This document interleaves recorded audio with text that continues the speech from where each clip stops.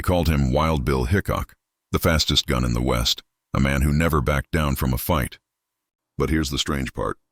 Bill once told his friends he would die while holding a dead man's hand. And just days later, that prophecy came true.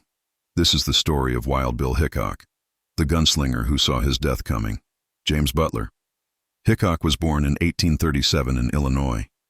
As a young boy, he loved stories about adventure, danger, and justice. He wasn't just a dreamer. He was a sharpshooter even before his teens. When he grew up, he left home and joined a wagon train headed west. The frontier was wild, dangerous, and full of opportunity. It was here that James Butler Hickok became Wild Bill.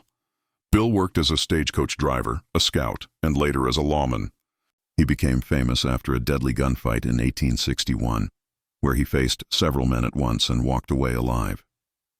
Newspapers turned him into a national hero, calling him the Prince of Pistoliers. But fame in the Wild West was a double-edged sword.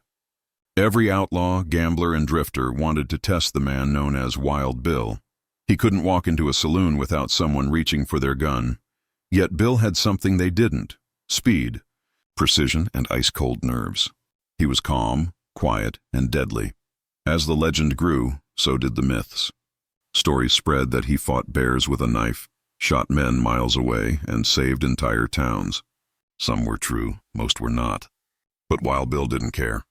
The attention brought him to Buffalo Bill Cody's Wild West show, where he acted out his own gunfights on stage. For the first time, Wild Bill Hickok became a celebrity. A real cowboy turned into a living legend. But deep down, fame made him uneasy. He once said, "I can feel death watching me." In 1876, Hickok arrived in Deadwood, a rough mining town in Dakota Territory. He was older now, half blind in one eye, and tired of fighting. All he wanted was to play poker, drink whiskey, and live quietly.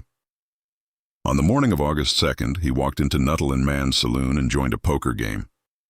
Normally, Bill sat with his back to the wall, but that day, every seat was taken. He took the only one left, facing away from the door. Moments later, a drifter named Jack McCall entered the saloon. McCall had lost to Hickok in a poker game the day before and wanted revenge.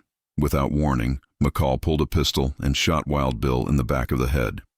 The gunfire silenced the saloon. Bill fell instantly, still holding his cards, 2 black aces and 2 black eights. Ever since that day, those cards have been called the dead man's hand.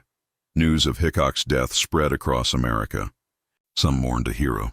Others said he finally met his match. But one thing was certain. Wild Bill Hickok became immortal that day. He was buried on a hill overlooking Deadwood, and visitors still come to see the grave of the man who faced death with calm eyes.